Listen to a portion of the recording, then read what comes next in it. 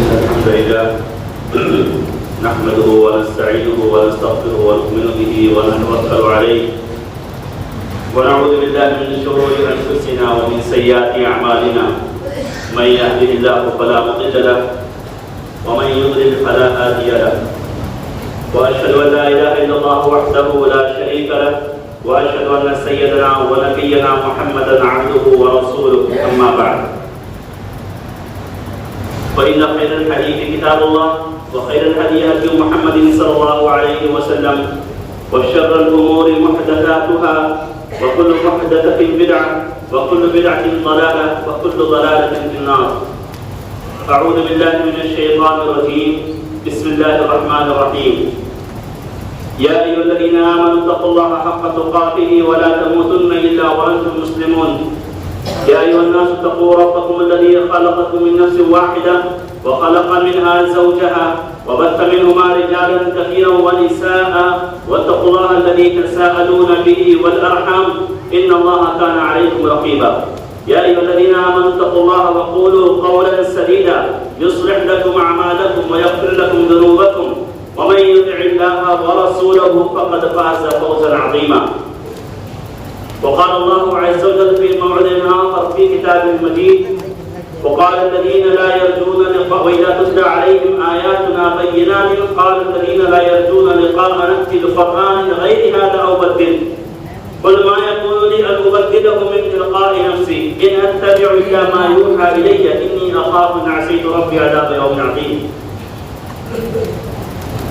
وعن عمر بن الخطاب رضي الله عنه قال قال رسول الله صلى الله عليه وسلم إن الله يرفع بهذا الكتاب أقواما ويضع به آخرين. رواه مسلم. سامعین کرام، حاضرین جمعہ، محترم بزرگوں اور دوستوں، پردہ نشین مائیں اور بہنیں، سب سے پہلے تو تمام طرح کی تعریف، حمد و ثنا اللہ رب العزت کی لائق اور سزاوار ہے جو سارے جہان کا خالق و مالک ہے، جس نے اس انسانیت کی رشد و ہدایت کے لیے گاہے بگاہے یا پھر بار دیگر انبیاء اور رسول بھیجے. چنانچہ درود و سلام ہو تمام انبیاء اور رسول پر، بالخصوص ہمارے آخری نبی احمد مصطفیٰ محمد مصطفیٰ صلی اللہ علیہ وسلم پر، جنہیں اللہ رب العزت نے اس امت کا ہادی، قائد اور رہنما بنا کر مبعوث فرمایا، اور انہوں نے اللہ رب العزت کے پیغام کو، اللہ رب العزت کے دین کو اس انسانیت تک بحفاظت پہنچایا.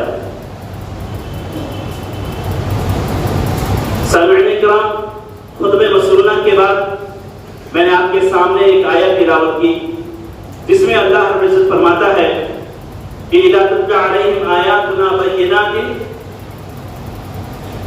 کہ جب ان لوگوں کے سامنے ہمارے کلام کی، ہمارے قرآن کی آیتیں واضح طور پر تلاوت کی جاتی ہیں، بتائی جاتی ہیں، قال الذین لا یرجون لقاءنا نأتی بقرآن غیر ھذا أو بدله، تو وہ لوگ جو ہم پر یقین نہیں رکھتے، ہم پر ایمان نہیں رکھتے، جو اس قرآن پر، اس کلام پر ایمان نہیں رکھتے، وہ کہتے ہیں تو کوئی دوسرا قرآن لے کر کے آؤ یا اس سے بدل دو، اس کے بدلے میں کوئی دوسرا قرآن لے کر کے آؤ.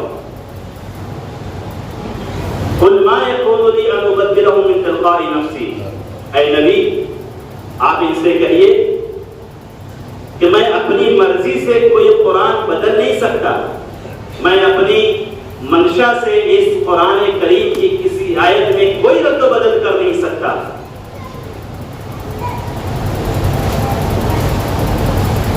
اور میں تو صرف اسی چیز کی اتباع کرتا ہوں جو میری طرف بھیجا گیا ہے، جو میرے پر نازل کیا گیا ہے، بلکہ اگر کسی طرح کی کوئی تبدیلی میں اپنی طرف سے کروں تو میں تو اللہ رب العزت کے عذاب سے خوف کھاتا ہوں، ڈرتا ہوں.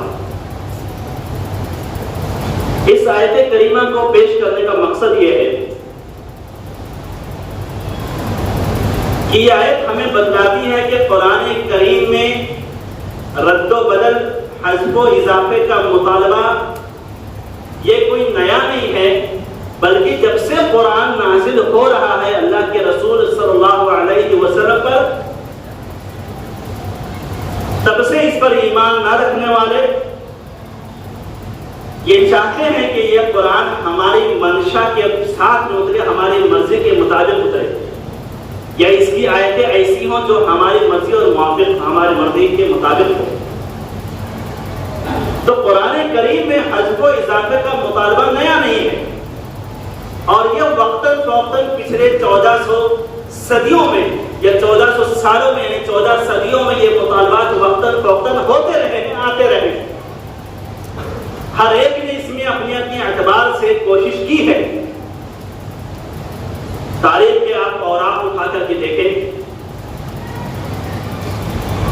کہ مختلف مواقع پر قرآن کریم کی آیتوں کو بدلنے کی کوشش کی گئی ہے، یا اس کے ترجمے اور معنی میں رد و بدل کرنے کی کوشش کی گئی ہے۔ جب آیتوں کو نہیں بدلا جا سکا تو اپنے مرضی کے مطابق اس کے ترجمے میں رد و بدل کیا گیا، اس کی تفسیر میں رد و بدل کیا گیا، اور پھر اس کے بعد یہی چیزیں مسلسل ہوتی چلی آ رہی ہے۔ اور خود ہمارے ہندوستان میں 1985 میں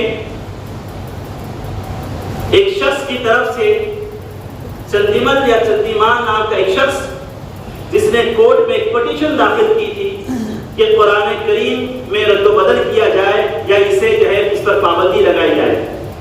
یہ 1985 کی بات ہے، لیکن کورٹ نے اس معاملے کو خارج کر دیا، ریجیکٹ کر دیا۔ پھر یہی چیز اور آگے ہوتے ہوئے 2002 میں VHP وشو ہند پریشد کی طرف سے اس طرح کی مطالبات ہوئے، لیکن اس کے باوجود اس کا کوئی رد عمل سامنے نہیں آیا، اس پر کوئی چیز اثر نہیں ہو، مطلب کہ جو باقی تھی اپنی جگہ پر وہ باقی رہی۔ اور اسی سلسلے کی یہ کڑی جو ابھی چند دنوں پہلے ایک لکھنوی رافضی کی طرف سے کورٹ میں جو پٹیشن داخل کی گئی کہ قرآن کریم کی 26 آیتوں کو حذف کیا جائے، یہ اسی سلسلے کی ایک کڑی۔ اور یہ بھی آپ کو بتاؤں کہ یہ یہاں پر تھمنے والا نہیں ہے، بلکہ یہ آگے بھی چلتا رہے گا، اس طرح کے مطالبات آتے رہیں گے۔ اغیار اپنی کوششیں کرتے رہیں گے، لیکن قرآن کریم اللہ رب العزت کا کلام ایک مقدس کتاب ہے، ایک عالمی کتاب ہے، اور اس معاملے میں بھی انشاءاللہ ایسے ہی فیصلہ سامنے آنے والا ہے۔ ہمیں قوی امید ہے، اور ساتھ ہی ساتھ عدالت عالیہ سے ہمارا یہ مطالبہ بھی ہے کہ اس طرح کے پٹیشن جو داخل کی گئی ہے لکھنوی رافضی کی طرف سے اپنے عقیدے کی ترویج، جی ہاں یہ ان کا بنیادی عقیدہ ہے۔ آپ تو آج گرم ہو رہے ہیں، غصہ ہو رہے ہیں، مظاہرے کر رہے ہیں، یہ تو ان کا بنیادی عقیدہ ہے کہ قرآن محرف شدہ ہے، قرآن کے اندر تبدیلی ہوئی ہے۔ یہ نہیں کہ یہ محض روز مرہ کی چیز نہیں، بلکہ یہ تو عقیدہ ہے ان کا، ان کے مذہب، ان کی فکر، ان کی سوچ ہے یہ کہ قرآن کریم محرف ہے اور تبدیل شدہ ہے۔ قرآن کی کچھ آیتوں کو چھپا لیا گیا اور وقتاً فوقتاً، یہ پرانا عقیدہ ہے۔ بہرحال کہنے کا مطلب یہ ہے کہ انشاءاللہ عدالت عالیہ اس معاملے میں بھی سنجیدگی سے فیصلہ لیتے ہوئے پہلی سماعت میں ہی اس کیس کو خارج کر دے گی، کیونکہ اب سپریم کورٹ کا بھی اپنا ایک پروسیجر ہے، اور کسی کیس کو فائل کرنے کے بعد اس پر بحث و سماعت کرنے کے لیے کورٹ پہلے یہ دیکھتی ہے کہ آیا یہ کیس ایسا ہے کہ نہیں ہے کہ اس پر سماعت کی جائے یا نہ کی جائے۔ تو یہ معاملہ ایسا ہے ہی نہیں کہ کورٹ پر سماعت کرے، لہذا ہمیں قوی امید ہے اور مطالبہ بھی ہے ہمارا کورٹ سے کہ پہلی سماعت میں اس کیس کو خارج کیا جائے، اور ساتھ ہی ساتھ اس لکھنوی رافضی شخص پر مقدمہ چلایا جائے، کیس درج کیا جائے، عدالت کا وقت ضائع کرنے کی بنیاد پر اور لوگوں کے مذہبی جذبات کو مجروح کرنے کی بنیاد پر، اور ہندوستان میں امن اور شانتی کے ماحول کو مقدر کرنے کی کوشش کی بنیاد پر ایسے ملعون رافضی اور لکھنوی شخص پر جو ہے کیس درج کرایا جائے اور اسے جیل میں ٹھوسا جائے۔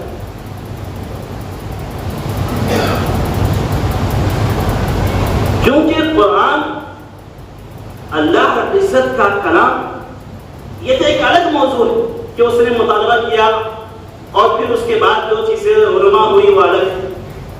آج میرا اصل موضوع یہ ہے کہ اس طرح کے موضوعات جب سامنے آتے ہیں ہمارے، اس طرح کے مسائل جب سامنے آتے ہیں تو اس پر ہمارا رد عمل کیسا ہونا چاہیے، کس انداز کا ہونا چاہیے، کس موضوع کو کتنی اہمیت دینے کی ضرورت ہے،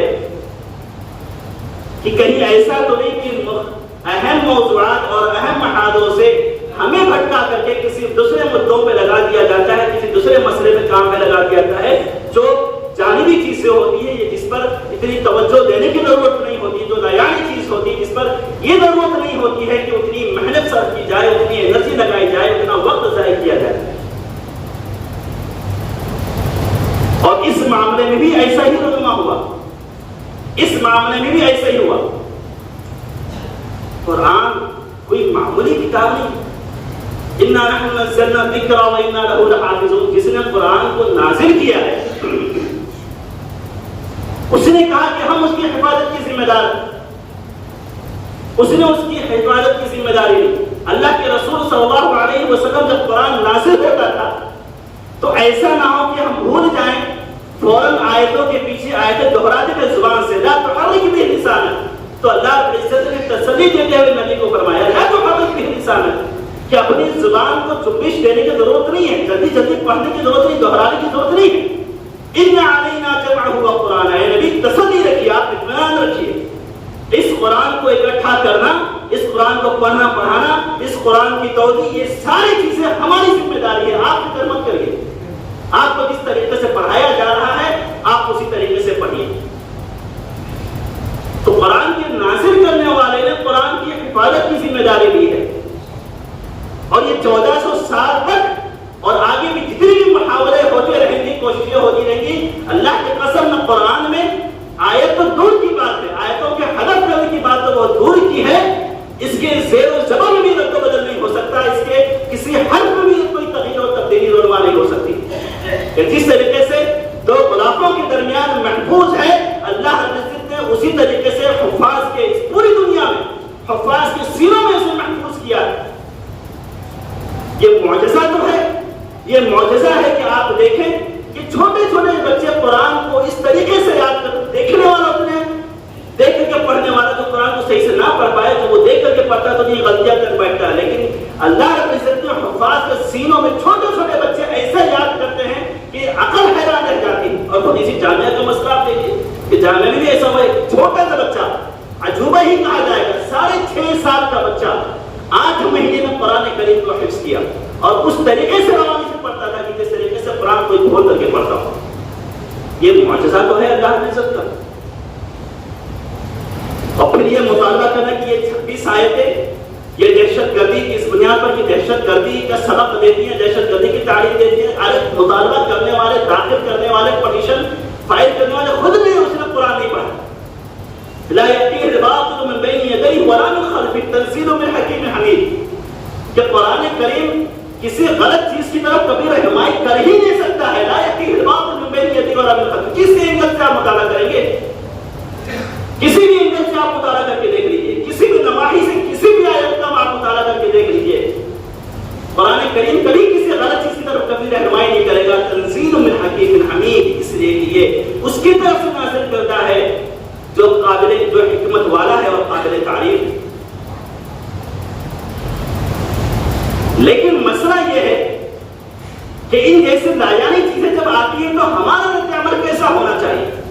اس مسئلے میں کیا ہوا؟ یہ آدمی اس کی تاریخ اٹھا کر کے دیکھیں، صدق ربی راولے کی، جس کی پوری تاریخ رہی ہے مالی خیانت اور غبن اور گھوٹالے، اس آدمی نے کیس داخل کیا، سوائے اس کے کچھ مقصد نہیں رہا ہو کہ ایک سستی شہرت حاصل ہو جائے، فرقہ پرستوں کے منظور نظر بن جاؤں، یا جو ہے فرقہ پرستوں کی اعلی کار بن کر کے ان کے نزدیک محبوب بن جاؤں، اور وہ گھوٹالے، وہ مالی غبن جو کیا ہے کسی طریقے سے اس پر پردہ پڑ جائے، یہی سارے مطلوب مقاصد تھے اس کے۔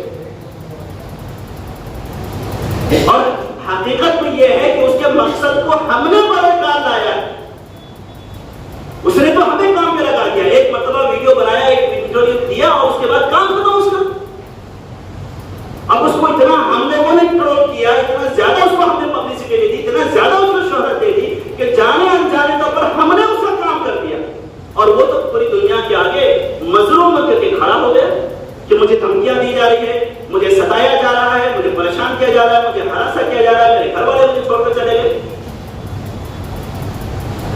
اس کا جو مقصد تھا وہ تو ہم نے پورا کر دیا. ہونا کیا چاہیے تھا اس مسئلے میں؟ یہاں علماء کا ایک مخصوص طبقہ یا اکابرین کا ایک مخصوص طبقہ, قائدین کا ایک مخصوص طبقہ اس طرح کے کورٹ میں جب پٹیشن داخل کی تو وہ اپنا کام کرتا کہ اس طرح کے لوگوں کو کیسے جواب دیا جائے. ایک مخصوص طبقہ اپنا وہ کام کرتا, باقی لوگوں کو اس کی اتنی اہمیت دینے کی ضرورت نہیں تھی کہ اس کو اتنی اہمیت دی جائے. ایک عام سے شخص کو اس نے ایک مرتبہ ویڈیو اپلوڈ کیا اور ہزاروں مرتبہ ہم نے شیئر کیا اور اپلوڈ کیا اور پاپولر کر کے اس کو اتنی شہرت دے دی کہ جو ہے اس کا جو مقصد تھا وہ حاصل ہو گیا. جو اصل مسئلے تھے وہ ختم ہو گئے. نیوز اینکروں کو تو ایک موضوع مل گیا. نیوز چینل کا مسئلہ کیا ہے؟ نیوز چینل کا مسئلہ تو یہ تھا کہ اس طرح کے موضوعات کس طریقے سے ہمیں اصل نیوز اینکر جو یہ نیوز چینل جو ہوتا ان کا جو ہے اصل مقصد کیا ہونا چاہیے کہ جو سماج کے مسائل ہے اس کو لے کر کے حکومت کے سامنے رکھے. کہ میڈیا کا کام میڈیا کا کام یہ ہوتا ہے کہ جو سماج کے مسائل ہیں جس سے سماج دوچار ہے, جس سے پبلک پریشان ہے, ان مسائل کو اجاگر کر کے ہم عوام کے مسائل کو حکومت تک پہنچائیں. لیکن میڈیا کو یہ اتنا اچھا موضوع مل گیا ہمارے ٹرول کرنے کی بنیاد پر, اس کو شہرت کرنے کی بنیاد پر, کہ وہ سارے موضوعات مہنگائی کے اور دیگر موضوعات چھوڑ کر کے یہ فرقہ پرستی کا یہ ہندو مسلم کا موضوع کے ہاتھ میں لگ گیا. انہوں نے اپنا کام شروع کر دیا. اس رافضی لکھنوی شخص کو بلا کر کے ڈیبیٹ میں بٹھا دیا, سامنے دو نااہل لوگوں کو بٹھا دیا. یہ مرحوس اپنی جو ہے افکار خبیثہ پیش کر رہا ہے, الٹی سیدھے باتیں کر رہا ہے اور ہماری طرف سے اس پر جواب دیا جا رہا ہے, اس کا رد کیا جا رہا ہے اور جانے انجانے طور پر ایسے جملے بھی نکالے جا رہے ہیں جو ہمارے مخالف ہو رہے ہیں. ارے کس موضوع پہ کتنا بولنا ہے, کس موضوع کو کتنی اہمیت دینی, یہ بھی سمجھنے کی ضرورت ہے. وہ ایک رائے بحث میں نیوز اینکروں نے بٹھا دیا اس کو سامنے, ایک رائے بحث میں لگا دیا اس کو, اور دوسری طرف سے دوسرے تو نااہل لوگوں کو بٹھا دیا, رد کر رہے ہیں, بول رہے ہیں. کیا موضوع ہے, کیا مسئلہ ہے, کس چیز میں پڑ گئے ہم لوگ, کیا محاذ تھا ہمارا, کیا کام کرنے کا تھا. اور ایک چھوٹا سا موضوع, ارے قرآن میں رد و بدل کیسے ہو سکتا ہے؟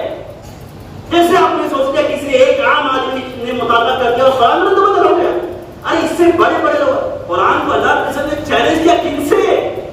وہ لوگ جن کے درمیان قرآن نازل ہوا جو عربی زبان کے ماہرین تھے, مختصین تھے, فصاحت و بلاغت میں بالکل اعلیٰ درجے پر فائز تھے. تو رب العالمین نے ان کو چیلنج کر کے کہا ہے قل لئن اجتمعت الانس والجن, کہ نبی سے کہیے کہ پورے انسان میں مل کر کے, پورے جنات کو بھی ملا لیں اپنے ساتھ میں, سب مل کر کے علیات بمثل ھذا القرآن, چیلنج کر کے میں کہہ رہا ہوں کہ جیسے قرآن کی ایک آیت لا کے دکھا دے. پوری انسانیت کو, پوری جناتوں کی جماعت کو چیلنج ہے کہ ایک آیت میں رد و بدل کر کے دکھا دے. ولا یأتون بمثلہ, نہیں آ سکتے, کوئی رد و بدل نہیں ہو سکتا قرآن کریم میں. یہ ازل سے ابد تک تھا, ہے اور رہے گا. جس طریقے سے نازل ہوا تھا اسی طریقے سے تھا اور اسی طریقے سے ہے اور اسی طریقے سے رہے گا. یہ جیسے لوگ دسیوں آئے اور دسیوں چلے گئے, تاریخ نے اس سے بڑے بڑے واقعات دیکھے, اس سے بڑے بڑے حادثات دیکھے. یہ تو قرآن کریم کا مسئلہ ہے. ارے ہماری شریعت کی تعلیمات میں جو روزمرہ کی زندگی سے جڑے ہوئے ہیں, کتنے مرتبہ ایسے واقعات ہوئے کہ لاکھوں مسلمانوں کی لاکھوں کتابیں جلا دی گئی ہیں, پاکستان کر دی گئی. اور تاتاریوں کا واقعہ بڑا مشہور کہ بغداد جو علوم و فنون کا مرکز تھا, جب تاتاری اس میں داخل ہوئے تو انہوں نے مسلمانوں کی ساری کتابوں کو لے کر کے دریائے دجلہ میں پاٹ کر کے اپنا راستہ بنا دیا کہ دریائے دجلہ کا پانی کالا ہو گیا لال ہونے کے بعد. یعنی اتنی قتل و غارت کرنے کی کہ دریائے دجلہ کا پانی لال ہو گیا, پھر ساری کتابوں کو لے کر کے دریائے دجلہ میں ڈبو دیا, اس سے اپنا جو ہے چلنے کا راستہ بنایا کہ دریائے دجلہ کا پانی سیاہ ہو گیا. اور ایسے کئی واقعات علماء ہوئے کہ جہاں پر مسلمانوں کی کتابوں کو, مسلمانوں کی اس طرح کے مذہبی کتابوں کو پامال کرنے کی کوشش کی. لیکن آپ ذرا اندازہ لگائیں کہ آج کون سے ہماری زندگی کا روزمرہ کا کون سا ایسا مسئلہ ہے جس کا شرعی حل ہمیں اپنی قرآن مجید اور سنت نبویہ میں ملتا.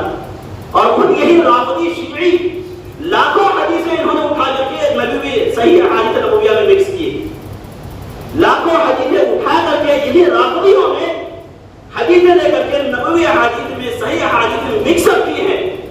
لیکن اللہ رب العزت نے جب اس دین کی حفاظت کا ذمہ لیا، قرآن کی حفاظت اور ساتھ ساتھ اس دین کی حفاظت کا ذمہ لیا ہے، تو اللہ رب العزت نے ہر دور میں ایسے جہافظہ پیدا کیا، ایسے علماء پیدا کیے کہ ان رافضیوں کی خباثت کو نکال کر کے اور ان جھوٹوں کی جھوٹ کو نکال کر کے الگ کیا۔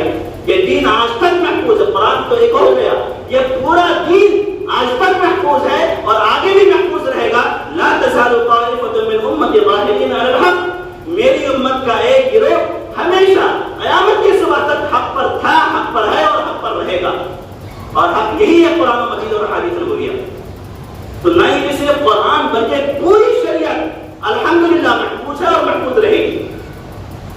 لیکن اس جیسے مسئلے جو آتے ہیں جو ہمیں کام میں لگا دیتے ہیں، ہمیں اصلی مدعوں سے بھٹکا دیتے ہیں، ہونا تو یہ چاہیے تھا کہ ہم اس کو موضوع کو بہت اہمیت نہ دیں، جو اصل محال پر تنقید کریں۔ ارے اس سے اہم محال ہے اس جیسے ملعون شخص کا جواب دینے سے کہیں زیادہ اہم محال ہے ہمارے پاس کام کرنے کے لیے۔ اور میرے نظر میں تو سب سے اہم محال اس وقت یہ ہے کہ برادران وطن کے سامنے فرقہ پرستوں کی طرف سے ایک مخصوص جماعت اسلام کی شریعت کو بگاڑنے کی کوشش کر رہی ہے۔ یہ اہم محال ہے کام کرنے کا کہ ہر مسلمان کی عینی ذمہ داری ہے، شخصی طور پر ہر مسلمان کی ذمہ داری ہے، یہ نہیں کہ مخصوص کرتے کی، ہر مسلمان کی ذمہ داری ہے کہ اسلام کے صاف ستھرے کردار کو اپنے اخلاق سے، اپنے کردار سے، اپنی باتوں سے پیش کرے اور برادران وطن کے اس غلط فہمی کو دور کرے۔ ایک کوششیں جاری ہیں مسلسل طور پر کہ کس طریقے سے اسلام کی شکل کو بگاڑا جائے۔ تو یہ اہم محال کام کرنے کا کہ ہم اس پر کام کریں کہ ہم کیسے اغیار کے سامنے اسلام کی شکل کو خوبصورت بنائیں، اسلام کے محاسن، اس کے محاسن کو ہم اس کے سامنے، لوگوں کے سامنے لائیں۔ اور پھر اسی طریقے سے غیر مسلموں کے ساتھ میں کام کر، ان کے درمیان کام کرنے کے ساتھ ساتھ مسلمانوں کے درمیان بھی کام کرنے کی ضرورت ہے۔ ایک اہم محاذ ہے وہاں پر مسلمانوں کے درمیان، اور وہ یہ ہے کہ مسلمانوں کے درمیان بدعت و خرافات بڑی تیزی سے پنپ رہی ہے، سنتیں اٹھ رہی ہیں اور اس کی جگہ پر بدعتیں جگہ لے رہی ہیں۔ یہ اہم محاذ ہے کام کرنے کا کہ ہم کس طریقے سے مسلمانوں کے درمیان سے ان بدعتوں کا خاتمہ کرنے کی کوشش کریں۔ بڑے افسوس کے ساتھ میں یہ کہنا پڑتا ہے اتنی بدعتیں پنپ رہی ہیں اور بدعتوں کے نام پر اتنی بے حیائی، فحاشیت اور عریانیت اور اسی طریقے سے اتنی بے حروی اور دین سے دوری، اللہ کی قسم ڈر لگتا ہے کہ کہیں ایسا نہ ہو کہ مسلمانوں کے درمیان یہ بدعتوں کی وجہ سے کہیں ایسا نہ ہو کہ یہ امت عذاب الہی میں مبتلا ہو جائے۔ اتنی بدعتیں رواج پا رہی ہیں۔ اسی رجب کے مہینے میں آپ نے دیکھا ہوگا اور ابھی آگے آنے والے مہینے، اسی مہینے میں اور اسی طریقے سے بدعتیں پنپ رہی ہیں اور کس طریقے سے ان بدعتوں کا رواج دیا جا رہا ہے۔ یہ اہم محاذ ہے کام کرنے کا کہ جہاں ہم غیر مسلموں کے درمیان اسلام کی شریعت کو بہتر بنائیں تو اسی طریقے سے مسلمانوں کے درمیان اس طرح کی بڑھتی ہوئی بدعتوں پر قدم لگائیں۔ اور اسی طریقے سے ایک محاذ اور جو مسلم سماج میں بڑھتی ہوئی بے حیائی ہے، مسلم سماج میں بڑھتی ہوئی دین سے بے رغبتی ہے، اس پر مزید کام کرنے کی ضرورت ہے کہ اس پر ہم کام کریں۔ یہ اہم محاذ ہے، اس پر کام کرنے کی ضرورت ہے۔ کس مدعے کے پیچھے پڑ جاتے ہیں؟ ایک آدمی نے چھوڑا چھوڑا اور ایسا چھوڑا تو نہیں ہو سکتا، نہیں پاسبل ہے، اور ساری امت کو، نوجوانوں کو، سوشل میڈیا والوں کو کام پہ لگا دیا۔ اسے قرآن کے تعلق سے جیسے مسلم سماج کا حال کیا ہے اس قرآن کے تعلق سے کہ جتنے مظاہرے کرنے والے ہیں، احتجاج کرنے والے، کتنے لوگ اس میں ایسے ہیں جو قرآن کریم کو کھول کر پڑھتے ہیں، کتنے ایسے ہیں جن کے روزمرہ کے شروع میں کہ ایک صفحہ قرآن کا وہ پڑھ سکیں، ایک صفحہ قرآن کے پڑھنے کے ڈیلی دنیا کمانے میں اس قدر مشغول ہے کہ وقت نہیں مل رہا ہے کہ ایک صفحہ قرآن کہاں پڑھیں۔ ہاں دین سے محبت ہے، قرآن سے محبت ہے، احتجاج کریں، مظاہرے کریں، ٹھیک ہے، لیکن عملی محبت دکھائیے نا قرآن سے۔ جو عملی محبت ہوتی ہے، جو پریکٹیکلی محبت ہوتی ہے، وہ محبت دکھائیے قرآن سے۔ بڑے افسوس کے ساتھ میں کہنا پڑتا ہے کہ ڈاکٹر بن گئے ہیں، انجینئر بن گئے ہیں اور سائنٹسٹ بن گئے ہیں، پولیٹیشین بن گئے ہیں، اعلیٰ سے اعلیٰ تعلیم حاصل کر لیے، لیکن اللہ کی قسم قرآن کھول کر کے دیکھو تو کھول کر کے دے دو ایک آیت پڑھ نہیں پاتے۔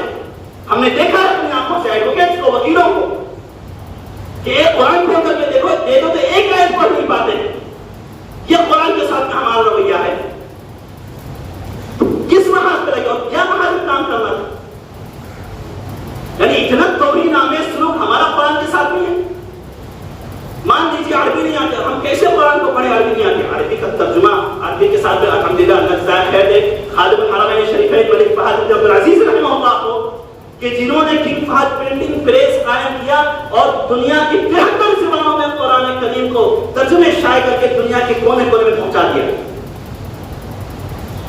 قرآن کے ترجمے موجود ہیں. نہیں عربی سمجھ میں آتی قرآن کی آیت پہلے قرآن کو پڑھیے اور پھر پڑھنے کے بعد اس کا ترجمہ دیکھیے. میں نہیں کہتا کہ آپ ڈیلی پارا آدھا پارا ایک پارا پڑھی تو بہت بڑی بات ہو جائے گی, بڑا گناہ گزرے گا اگر میں یہ کہوں گا. ارے ایک صفحہ تو قرآن کا پڑھیے. تو یہ تو پڑھنے کی توفیق نہیں ہوتی. اور پھر اس کے بعد قرآن کے ساتھ میں سنو. مسئلہ یہ ہے کہ 40 گھنٹے کا مضمون بنا دیا قرآن کریم. آیا کس نے تھا قرآن کہ زندوں کو زندگی دینے آیا تھا تو مردوں کے لیے اشارے ثواب بنا دیا. ارے جو زندگی میں نہیں پڑھ کر کے گیا دوسرے لوگ جا کے اس کے قبر پر بیٹھ کر کے پڑھتے ہیں, کیا فائدہ پہنچنے والا اس سے؟ ارے جس کو پڑھنا تھا اس کو پڑھنا چاہیے. پڑھنا ہے تو سب سے پہلے اپنے لیے پڑھو. یہ زندگی کو, یہ زندہ لوگوں کو زندگی دینے آیا تھا تو مردوں کے لیے اشارے ثواب بنا دیا. یہ ہماری آخرت سمجھ میں آیا تھا تو ہمارے باباؤں نے, ہمارے ملاؤں نے اسے دنیا بنانے کا پیشہ دھندا بنا لیا. 23 گھنٹے کے نام پر, پڑھنے اور بھوکنے کے نام پر, اور نہ جانے کیسی کیسی بدعتیں اور قرآن کریم کے ساتھ میں مذاق اور کھلواڑ کی اور قرآن کریم کی توہین کی. یہ ہوتا ہے ہمارے سماج میں تب ہمارا خون گرم نہیں ہوتا ہے. یہ ہوتی ہے یہ چیزیں ہمارے اطراف میں تب ہمارے جذبات نہیں بڑھتے ہیں. جب قرآن کے ساتھ میں یہ توہین آمیز شروع تو کرنے کا جو کام ہے وہاں پر کرنے کی ضرورت ہے. جن محاذوں پر کام کی ضرورت ہے وہاں پر پہلے کام کی. اس طرح کے جو مسائل ہوتے ہیں یہ ہوتے رہیں گے. قرآن کریم نہ بدلا ہے نہ بدل سکتا ہے کوئی, رب العالمین کا یہ وعدہ. لیکن ہاں مخصوص لوگ ایسے لوگوں کا جواب دے, لیکن باقی لوگ اپنے اصل محاذ پر توجہ مبذول کریں. اللہ رب العزت سے دعا ہے کہ اللہ رب العزت ہمیں قرآن کریم کو سمجھنے کی, پڑھنے کی اور پڑھانے کی, سننے اور سنانے کی توفیق عطا فرمائے. اللہ رب العزت ہر وہ آدمی جو قرآن کو بری نظر سے دیکھتا ہے یا قرآن کریم کو تہمت لگاتا ہے, اللہ تعالیٰ اس کو کیفر کی رضا تک پہنچائے. آمین. وصلی اللہ علیہ سیدنا و نبینا